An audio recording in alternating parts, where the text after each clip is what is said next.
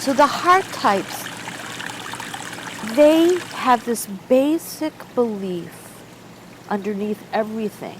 You won't see it. It's this little secret inside that they're unworthy, that they don't have worth. And who wants to walk around their life feeling that, right? So these heart types strategize around avoiding feeling unworthy, avoiding feeling worthless.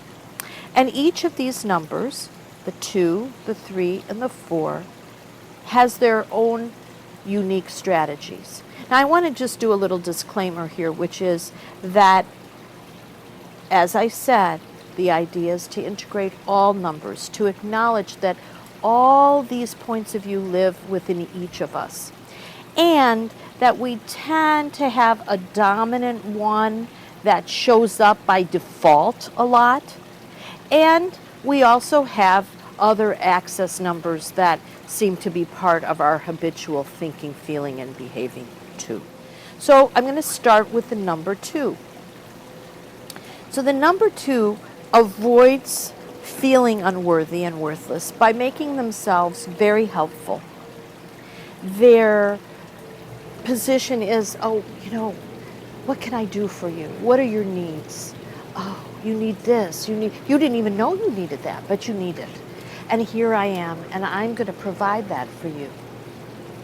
And by providing that for you, I'm going to kind of feel a little indispensable, and it'll help me not realize that underneath it all is this feeling of I'm not really worth much. So I'm going to deflect to your needs and not come back to my own. Because really, am I worth looking at my own needs? Now we can see that in excess, this can be, as an overdeveloped mechanism, can be problematic.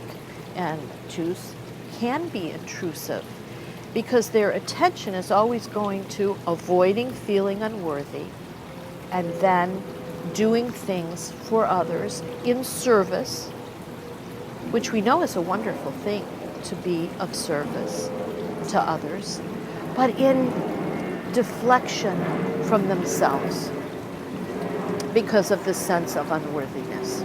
Next number is the 3.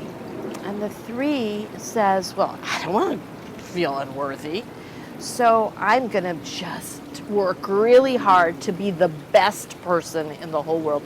Best at one thing. Maybe I'm going to be an Olympic champion. I don't know what I'm going to be, but I'm going to be the best at that thing.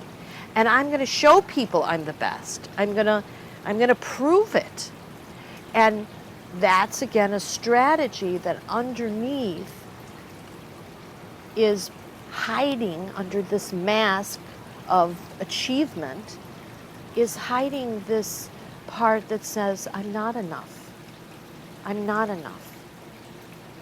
And nobody wants to sit in that very long, so they create thoughts and feelings and behaviors that respond to that underlying thought or belief system. Now we've got the number 4. And the number 4 kind of goes, it's hard to compete with everybody.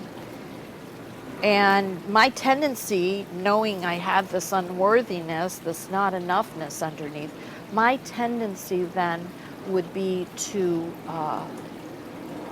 compare and despair. To just go right, if I compare myself to everybody else, I'm going to just be despairing. So what I'm going to do is I'm going to set myself apart in some way. I'm going to be special. It might be that I gain a lot of weight. It might be that I dress in a certain kind of way. It might be that I decorate my house in a certain kind of way. It might be that I'm very mysterious and I withdraw. I pull away. You come find me. There are all kinds of ways and strategies that I'm going to work with setting myself apart. But I also realize that when I set myself apart, I become very lonely and very empty, because actually I'm a person who likes to connect with people deeply. But I also have to set myself apart. So the very thing that I'm using to strategize around my unworthiness can maybe perpetuate my unworthiness. And that's true for all the heart types. So the very thing that is helping me strategize around my unworthiness is actually amplifying my unworthiness, because I'm doing things for everybody else, but nobody's doing anything for me, and I'm not really letting them either. And if they do, it won't fall short. It won't be good enough anyway. And so I can say, see, they don't love me as much as I love them. And that proves my unworthiness.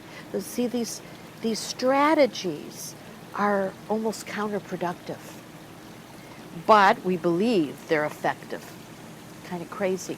And the 3, oh my God, I'm so tired, pushing, achieving. Nobody just loves me for me.